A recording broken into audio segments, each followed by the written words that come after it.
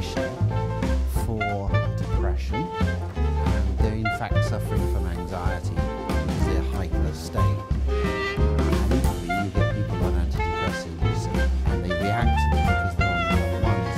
And we've known for years that the relationship between the different meridian points within the face of the body relates to the brain chemicals. And the earlier we established that brain chemicals are up, measured down, and the medication was suitable.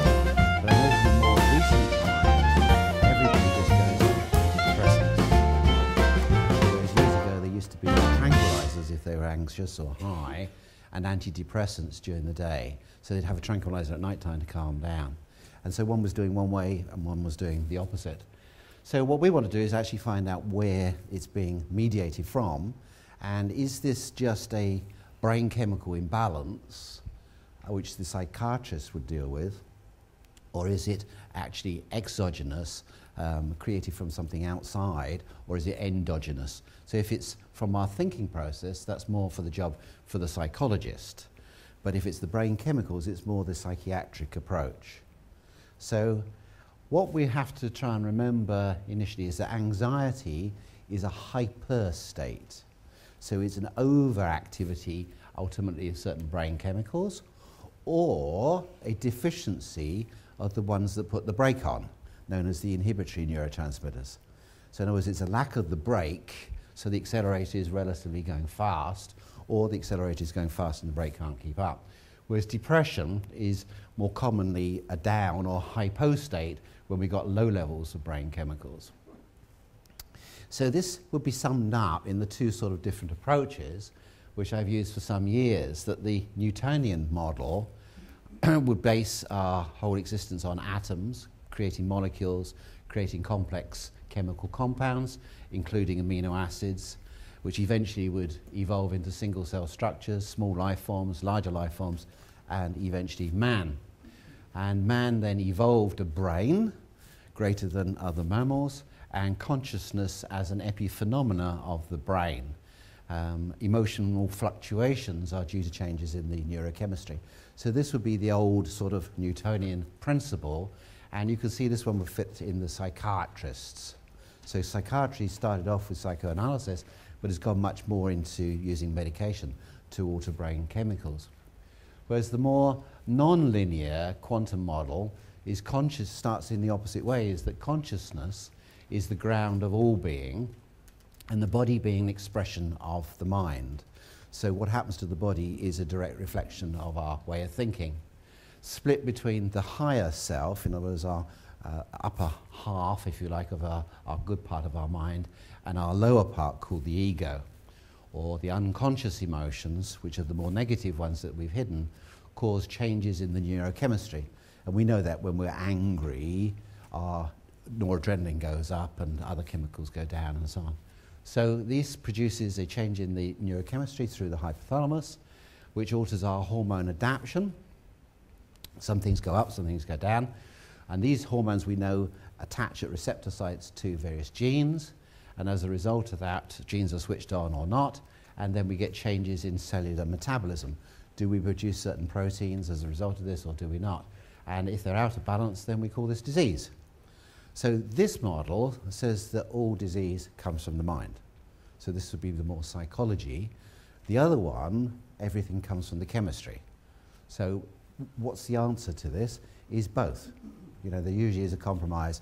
If I talk to psychologists, they don't like what I talk about with brain chemistry. And if I talk to anybody who's into brain chemistry, they don't like talking about the mind. Okay, so the answer is that we know that we can create problems through the mind, and equally we can create problems because we're deficient or toxic. Okay, so from our point of view, we can work on both fields with the patient at the same time. So when it comes to the mind, we often start with an idea. Sometimes you wake up in the morning and you have an idea, but you haven't put it into words at that stage. You haven't vocalized it in any way. And that idea or thought, and this is the question, is it's a thought that comes, but that thought doesn't have any words associated with it. We then start thinking about that thought, and we put words to it. So the words become symbols of the thought process. So we become conscious of the thought by putting something into words. So we can wake up with an idea. Sometimes you've got a complete brainwave, and it's only when you start to pick that brainwave apart and put verbs and adjectives and nouns to it, that's when we start to begin to hardwire it in.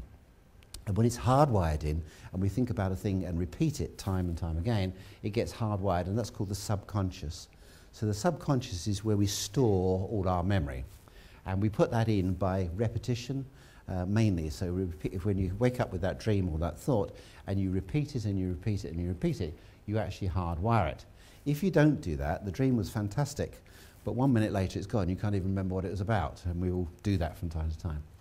Now we know the subconscious is associated loosely with what they call the limbic brain, which for years ago was considered to be the area on the inside around the 4 ventricles, was considered to be the seat of the emotions. But we know that the subconscious, or the memory, is also hardwired in from our physicality, in other words, our patterns, like our gait pattern and the ability to ride a bicycle and swim, etc. And all these are hardwired in the cerebellum, at the back of the head, the small brain at the back of the occiput here. So then they added the cerebellum to the subconscious area, and then gradually they learned about the different aspects of the parietal lobes with the sensory input, and the frontal lobes here with the motor output. And this really left very little of the real person of you. And this area is called the orbitofrontal cortex. And this part, and it's quite small, sits on top of your orbits. So it's literally where your eyebrows are, okay? Just in there. About the size of a walnut, okay, or the actual nut there, on both sides. So we have a left and a right. And this orbital frontal cortex is thought to be the only place where we think. Now, we don't probably think there, but we think through there. And they know that because heat scans will show that when you're thinking about an issue, good or bad, it'll get hot. So you get a hot spot in there on the left and the right, okay? Now, psychologists say that we think about 5% of the time. So 95% of the time of our thinking is subconscious.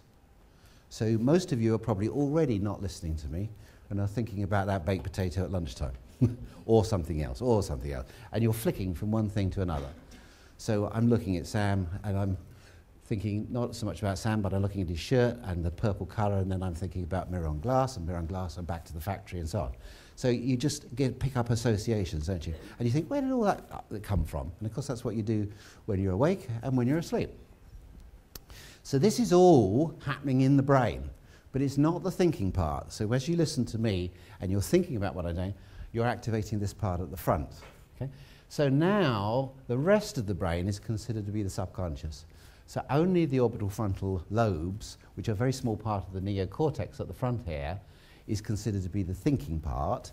And we would say, as we'll learn, we think through there rather than from there, because any psychologist will tell you the mind doesn't have a location. So there is no seat of the mind in the brain, but it works through there as a measuring device. So we've got the mind, or the thoughts. We've got the consciousness of where we actually actively think, orbital frontal cortex. We've got the subconscious, which is loosely called the limbic system. We get changes in the chemistry, and that's through the hypothalamus as the main regulating gland, and then the knock-on effect of that into the pituitary, thyroid, adrenals, and gonads. And then we have the physical side, or the change, through the hormonal and through the meridian system, whereby we know that certain muscles are associated with certain organs and with tissues, and with meridians, and when these are out of balance, when our chemistry goes out of balance, we get changes in the muscle. And if those muscles are out of balance on one side more than another, then the other side, which has the muscle that is working, pulls the bone or the joint, and so we get a physical problem. So muscle problems or joint problems are largely caused by weak muscles on one side and relatively hyper ones on the other. So when we get a subluxation or a fixation, it's due to muscle changes or muscle tensions here. So the last on the pecking order is the physicality. But that's what most people come in for. So most people come and see us because they've got a pain in the back. And we can start with the physical treatment, with the pain in the back. And then eventually, when you treated this person a couple of times or more, sometimes 10 times, and they're not really making any progress, you begin to think, I wonder if there's something else. You know, I have a lady I've treated for many, many years, but this particular time she came in with a bad back about 3, maybe more months ago, which normally responds in 1 or 2 treatments, but really got nowhere with this at all. And she'd had it since about January time. And you know, each time she came, she was still, you know, and eventually when she came, she had a large amount of muscle spasm in there, and it was really, really solid. And I thought, oh, this is stupid, I'm going to have to change directions. But she's very much of a physical patient. She comes in for a physical side, and she doesn't usually want to get too involved with anything else.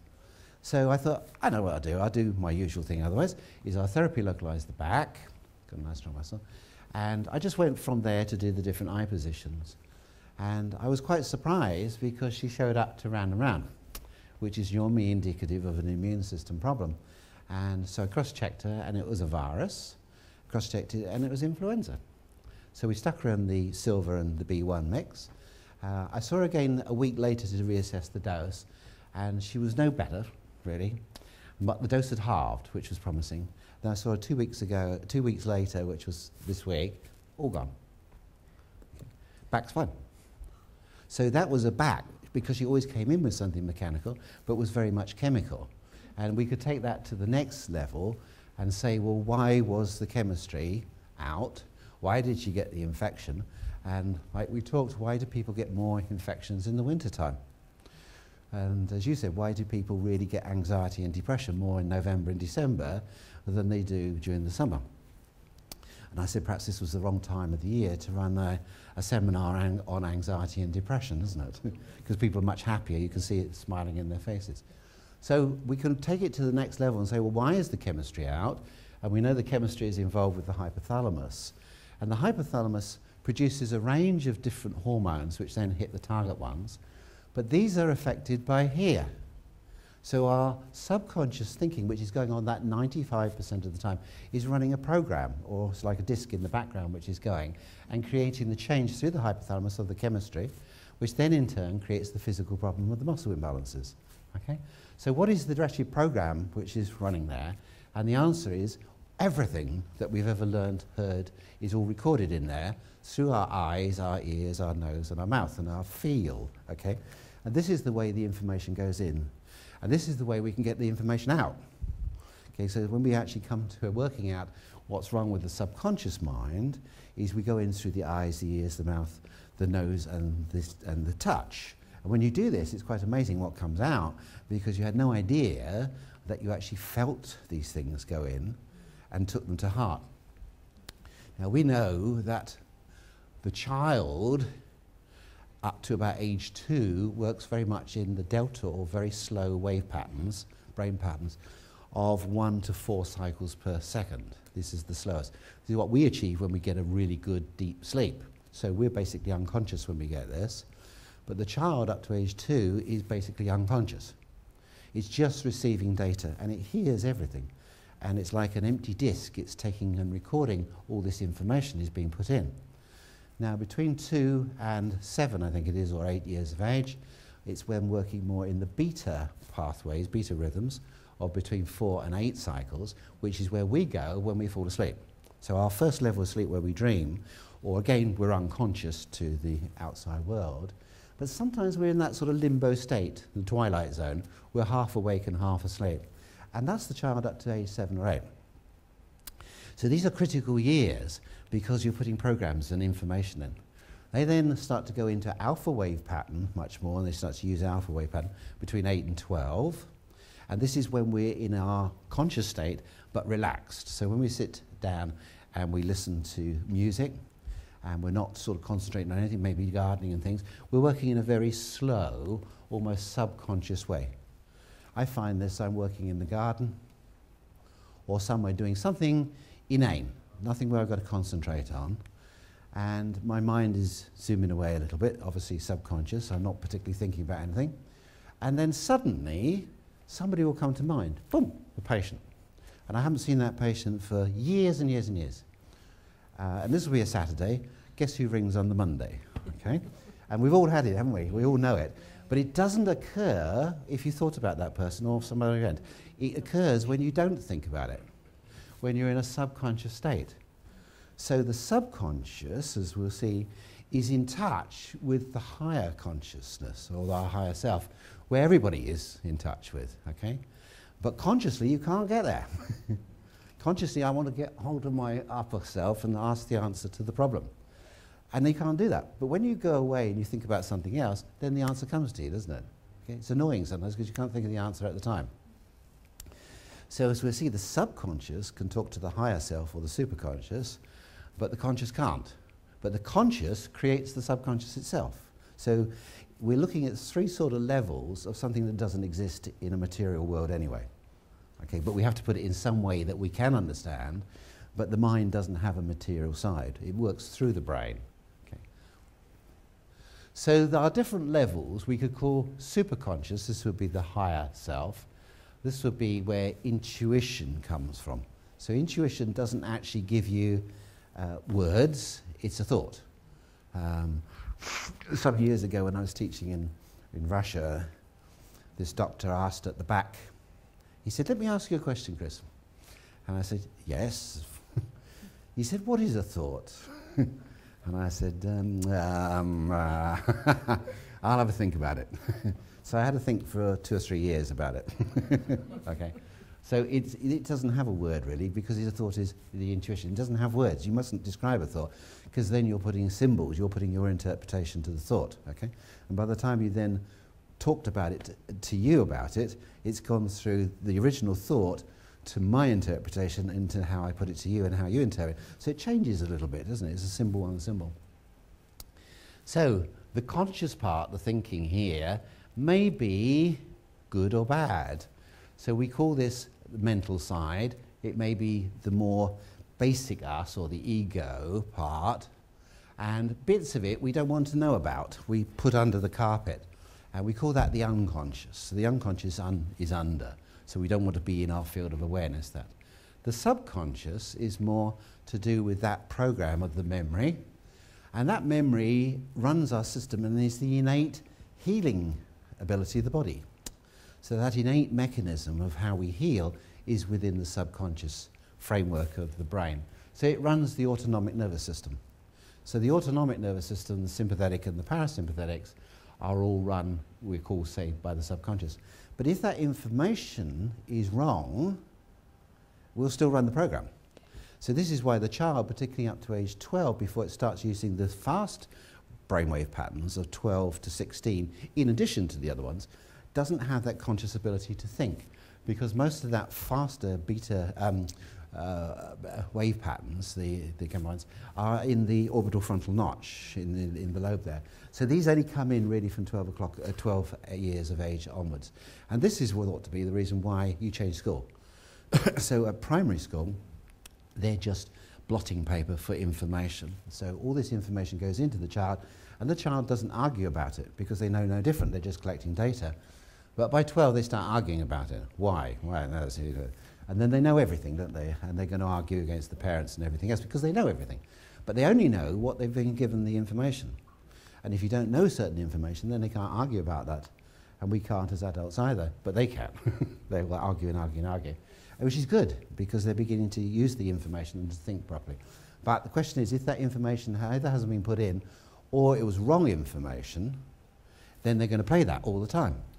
And that wrong information is given to us as children in various stories and things, and we carry on. We all know that sitting on damp grass does not give us rheumatic fever. But our parents told us that, and you find yourself doing the same thing to your children, and you think, why have I done that? I don't believe that. But you tell them not to do that. Okay? And there's certain sort of things which I'm sure you've been told, and you think later on, no, that's not true. But then you find yourself just reproducing it. And that's the way we are. So chemistry is hormones and chemical messengers called cytokines, and the physical we look at through the muscle system. So the orbitofrontal cortex is the prefrontal region in the frontal lobes of the brain involved with cognitive processing and decision making. So when we make a decision, and it's usually just a simple yes or no. So everything in life is, do I go to the seminar today? Do I get in the car with the driver's seat and so on? Everything is making a decision. Okay? So it's thought to represent emotional and reward. Is it good for me to do this? am I going to get pleasure, etc., out of it? So we make up our mind there, and that active part is in the orbitofrontal cortex. Now, anatomically, this is just above the orbit, or sits on top of the orbit, more or less where the eyebrow is, and it's about the size of a walnut. So this is really interesting because it's where the real conscious thinking goes, and that's why those of you experienced in kinesiology in all forms have used the emotional stress reflexes or points. But what I would suggest is you use a little lower than where the traditional one is on the frontal eminences, isn't it? The neurovascular points. But about halfway between that and the eyebrow is a better locating point. And what is really important and what we want to show you today is that the left brain and the right brain physically are identical, but mentally have very different functions. And we know that the left brain, the thinking part of the left brain, is the more logical, linear part, and the right brain is the more intuitive, creative part. And when we have a problem, it's because we don't agree. The left and the right argue. And thermography has shown that they can see that the hot spots in there on either side when you're having an argument.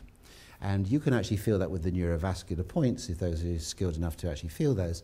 And we wait for harmony, don't you, between the two. So when the harmony comes and they're pulsating evenly, or they both stop, then you stop. Get out while the going is good, okay? But the argument will come back, of course, back in afterwards with the person. So what we're trying to achieve always is harmony between the left brain and the right brain. Then we've got peace, haven't we? But unfortunately, not many people can keep that peace for a long period of time. But people who do can do it through meditation. So what you try to do is to stop those thoughts going on and achieve peace, because you don't allow the left and the right brain to argue, right? And most people will show you something quite amazing, or tell you something quite amazing when they do, because what they'll say is, I can see a violet colour. And when they achieve that in their mind, they can see this violet colour, they're at peace, they're in true state of meditation. And that colour is the violet flame, as it's called, which is what comes out of the mirror on glass. Okay? So what we're going to do is the other way around. We're going to give them the violet flame, okay, into their mind, or into their brains, okay, to create harmony. So if you've got somebody who's got an imbalance between the left and the right side, this is the basis of why we treat them with the mirror on glass. Okay? So give them the violet flame will create harmony in them. And if you can create harmony, you can then start to get to work and say, well, this part is wrong here and this part is wrong here. So we need to look at both people, because we're all a bit schizophrenic. We're two people, really. We're having an argument. And if we can test which brain is having the argument and which brain we're going to fix up first and which is the second one, we can see which one is the cause of the problem. Who is the guilty one and who's the innocent one, if you like, or who's the cause and who's the effect, okay? So we're going to put a few ideas that most of you are very familiar with into practice, but bring them in a way that you can begin to understand why they work. Okay, so what we're all trying to create is harmony. Okay, in other words, between the left and the right brain in ourselves and in our patients. And there's hundreds of ways of doing this. You know, we mentioned about the emotional stress reflexes and so on. But there's also a time, well, is this a conscious? Yes, this is more dealing with the sort of conscious part of ourselves. And when would you use the violet flame? And when might you use tapping? And when might you give them zinc? So that's what we want to talk about. Okay, so we've talked about all this and that. Oh, yeah. So the orbitofrontal cortex additionally shares extensive reciprocal connections. So this part of our thinking part of our brain has a lot of connections, that's neuronal connections, with the amygdala. And this is like the thermostat of the limbic system. So when this is turned up, the amygdala is 10 out of 10, amygdala, the person's under real stress and things. And when you calm it down, you turn the switch right down to 1 out of 10, then it's just running a little bit in the background. So there's a lot of connections between our thinking and our subconscious thinking, and direct and indirect connections straight to the hypothalamus. So we can immediately think ourselves into a change in our hormones. So we can, by thinking, we can alter ourselves and our body expression immediately. Most neuronal connections from the orbitofrontal are mediated by GABA, which is an inhibitory neurotransmitter, or by serotonin, which is a stimulatory one. We think about serotonin calming us, but it's actually stimulatory to calm us. Whereas GABA is an inhibitory neurotransmitter which stops the nerves from firing. So you could say, as we use the orbitofrontal cortex to make decisions, and all those decisions are basically binary, yes, no, do I do things? You can be reasoning things out, but at the end of the day, it's either you do or you don't, so it's on or off. You could say GABA is inhibitory, that's the one that says no.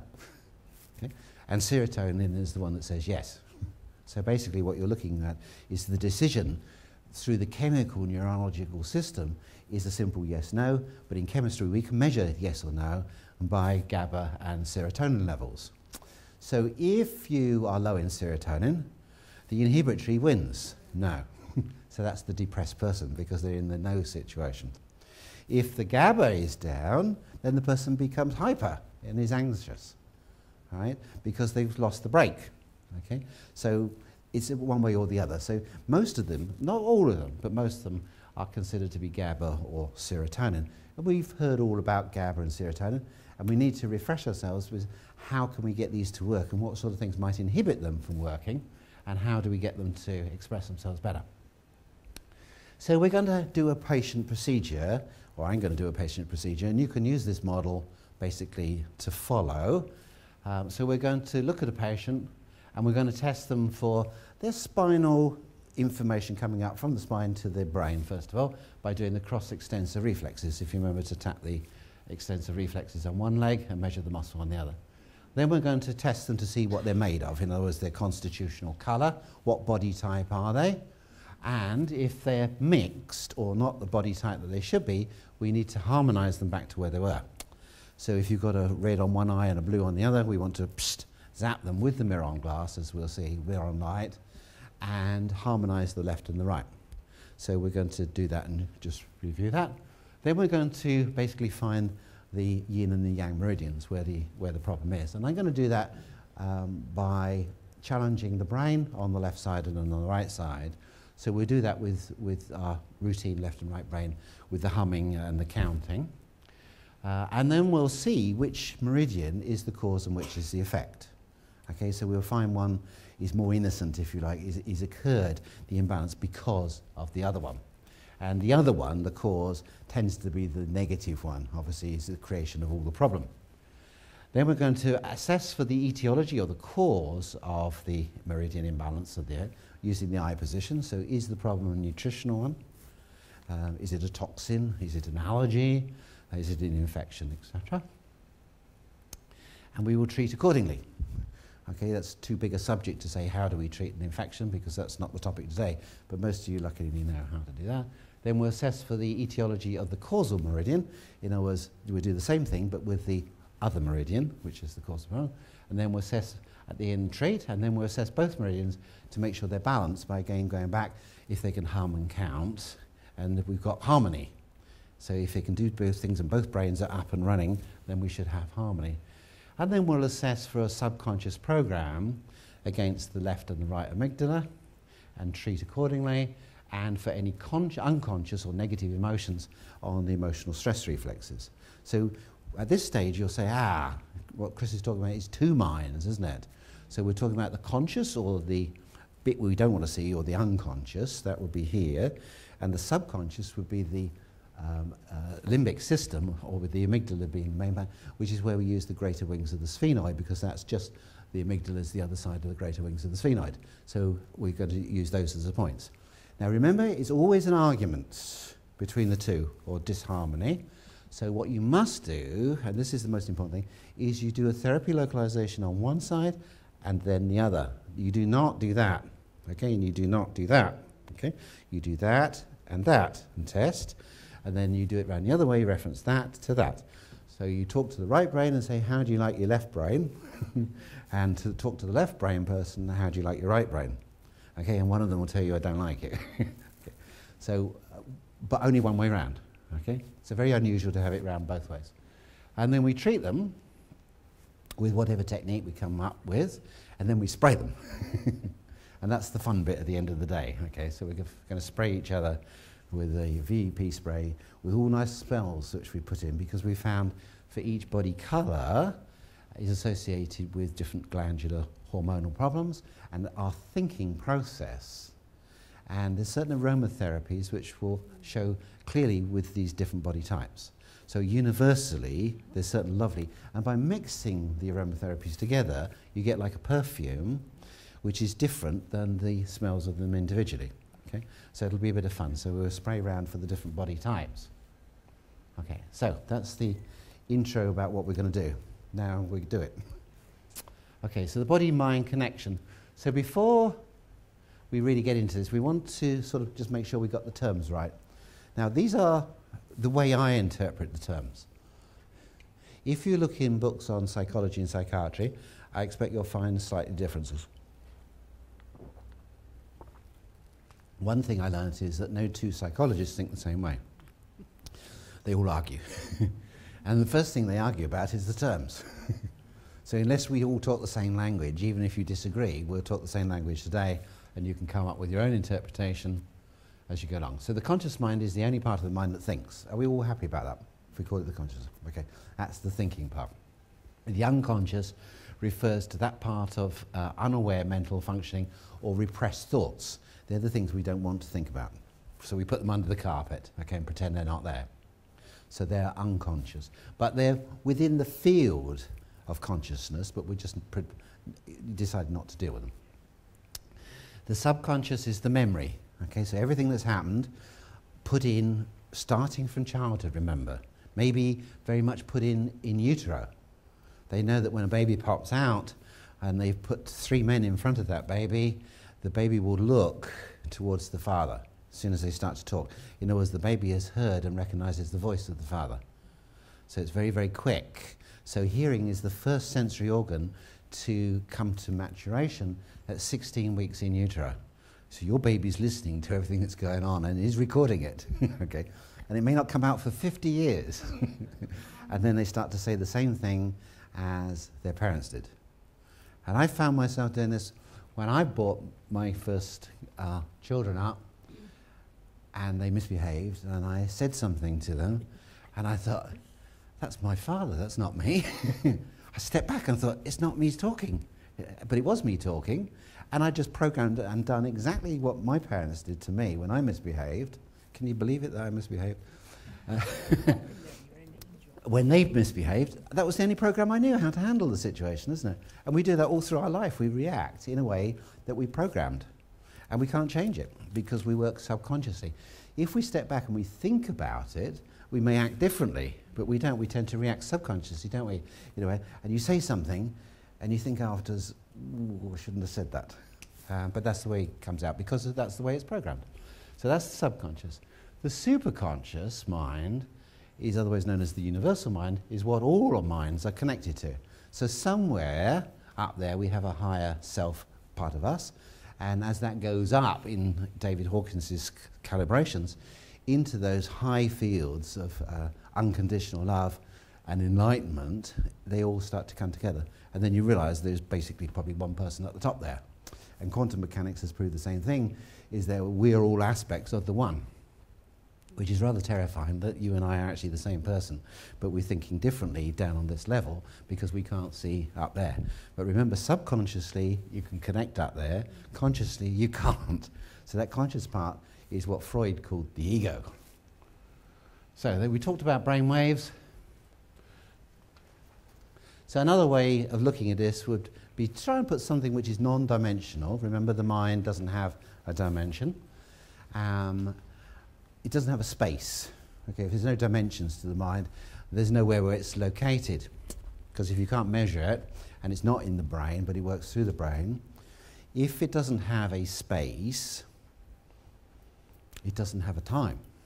Because time is the distance that light takes to travel from one point to another. So we measure the distance of a star to here is the time that it takes the light to travel, and then we can measure the distance and say that star is so many million miles or billion miles, as the case may be, away.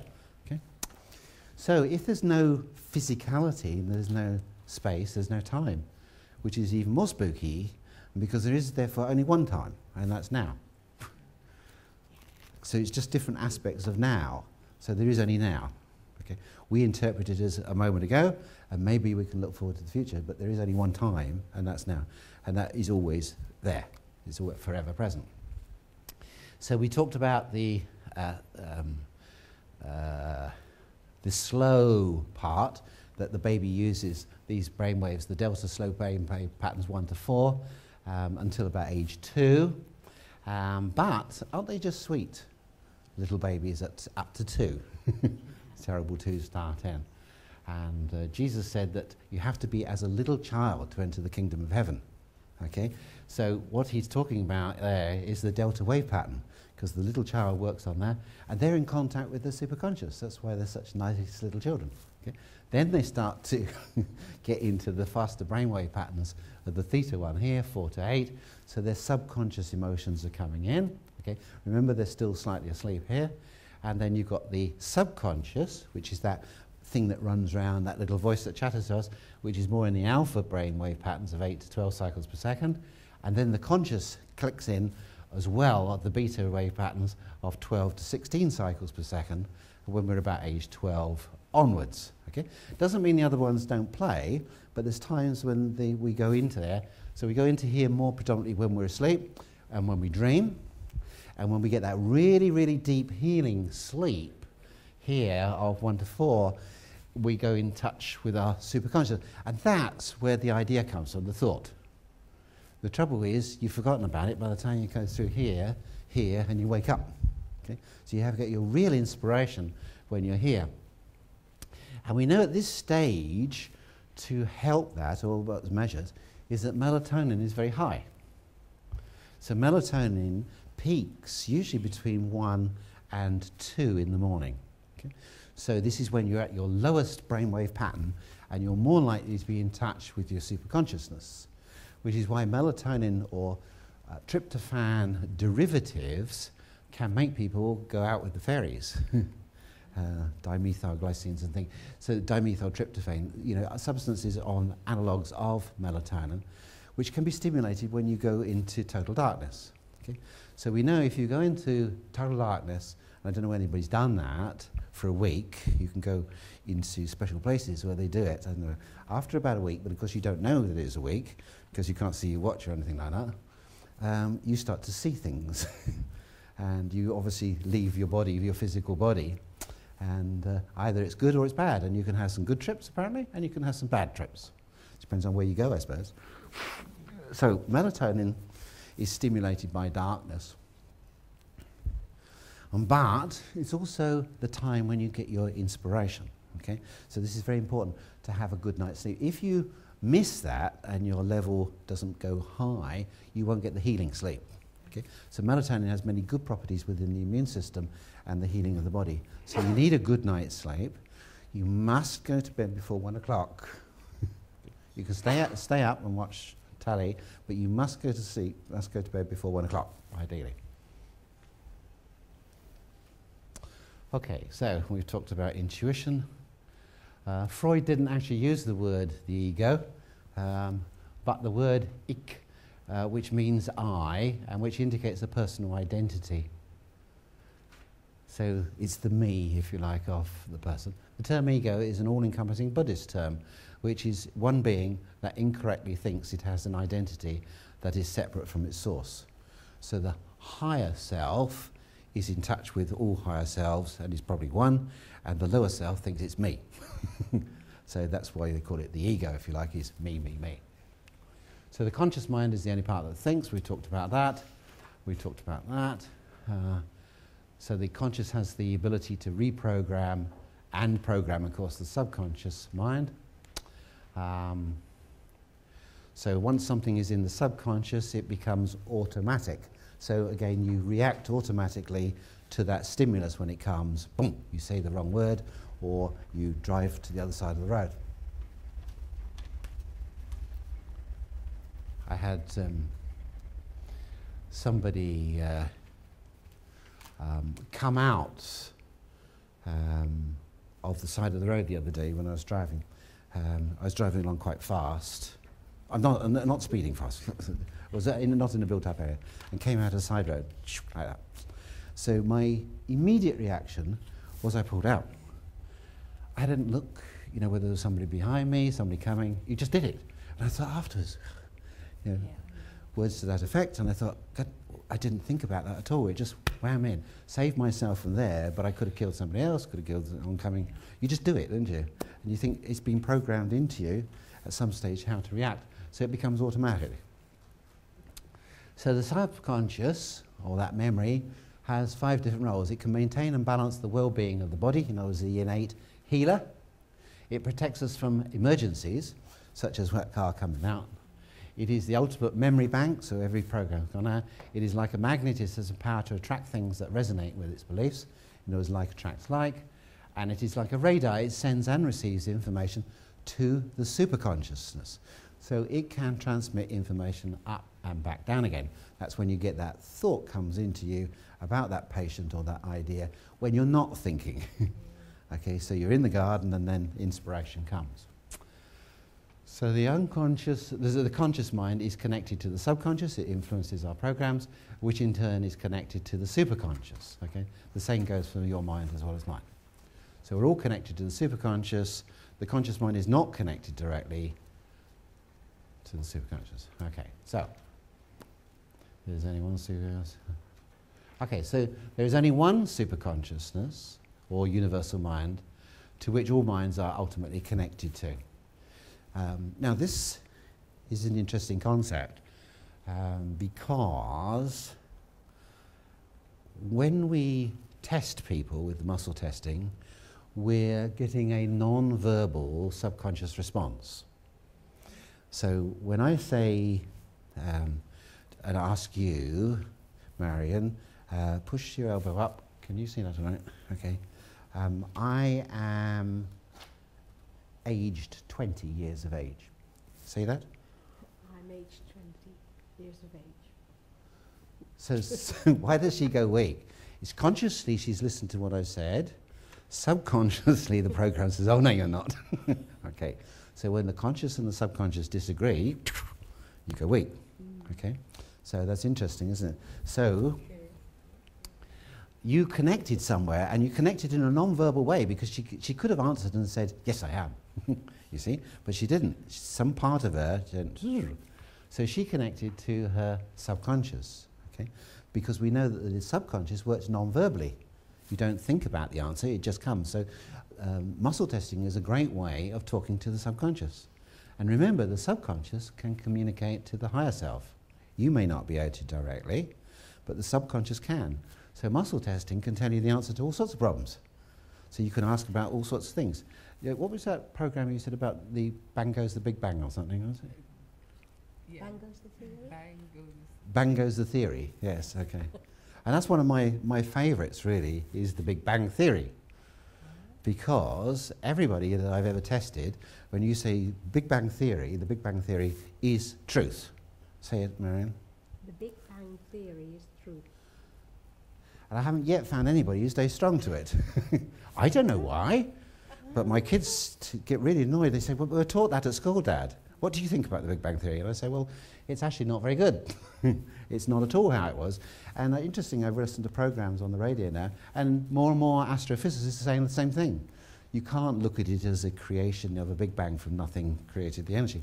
You know, it's too complicated. It's much more complex than a simple theory like that. And everybody muscle tests in the same way. You know.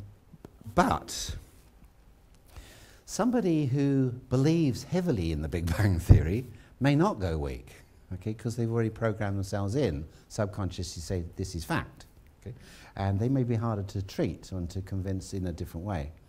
And we often put things in one brain, one side, the logical side, that makes it. The other side, the intuitive side, is the way that we make more connections. So we make more connections through the right brain, is where our thinking processes through, than the left brain. If we talk to the left brain, they may say, oh yes, that's true. But then you talk to the right brain and it says, no, it's not. So we find that you need to talk to both brains. Okay, now this applies whatever your technique is. If you're going to ask a question, or you're going to test somebody for a toxin, you want to test it on the left brain and the right brain. So the time to do this is really when you've diagnosed that there's a chemical toxin. So this is why if you do the left brain or the right brain, whichever is the one that's the troublesome one, and use that one, and then do your eye positions and find when toxicity shows up or when allergy shows. That's when you do your test. Okay? Don't do your test before, and because there may be other reasons why that's occurring. Okay? And it will only be on one side. So let's say, for instance, we start with the left brain, because that's the one that's not working properly. Okay, and you go through and you fix them up with they show to nutrition. Okay, so you fix them up with their zinc. Okay, and then there's nothing else shows up. Then you go to the right brain, and that becomes the one that's not working properly because they weaken to humming, etc. And then they show to allergy, and you think, so that's the time to test the food. Okay, don't test it with the other brain, because the other brain says, no, it's nothing to do with me. Okay, but the right brain says, yeah, I'm highly sensitive to whatever it might be. So there's a time exactly when you should do this, and somebody you should speak to. Okay, so it's the same we'll see with the emotions. So the universal mind is probably who the subconscious contacts when you ask a question like that. Okay, it's damned annoying that we can't do it ourselves, isn't it? You know, I can't tell you why the Big Bang Theory doesn't work. I'm not an astrophysicist. But there's an astrophysicist part of me up there who can tell you the answer, who can see everything that's going on. And sometimes we need to try and communicate, and we communicate through the subconscious. And that's the joy of why the muscle testing works so well, is it? Because it's not verbal, it's a thought, it's a process. So it helps you to make the right decisions. I love it for when you're in a traffic jam. Should I get off this motorway and go this way? And so I say to Jill, muscle test it. So we muscle test it. Yes, you've got to come off the road. When we did this, it was the one we did the anxiety and depression seminar in Bristol. We got stuck on the M4, and it said big hold-ups for the, till the next junction. And I knew the next junction was 5-10 miles. So I said, should we pull off this one and go through Bath? And we had to go through Bath on a Friday night at 5 o'clock. But it was quicker than going down the M4, which was completely blocked. And then I knew Bristol was a big hold-up on the M4 anyway. So we muscle tested, and it said, yes, go off. Even though it took an extra hour, I think it would take an extra 3 hours if we'd gone the other way. So worth the go anyway. It's a 50-50 chance if you were, a left brain thinking about it. But ask the right brain. Okay, so test the person or test yourself, but make sure you talk to the right brain. So it helps you to make the right decisions, since it has infinite intelligence. It's not very good at racehorsing now. to determine the winner of the race, it doesn't seem to be very accurate on that. It's the source of all true invention. Okay, so you come up with a good idea, but it's come from somewhere else, hasn't it?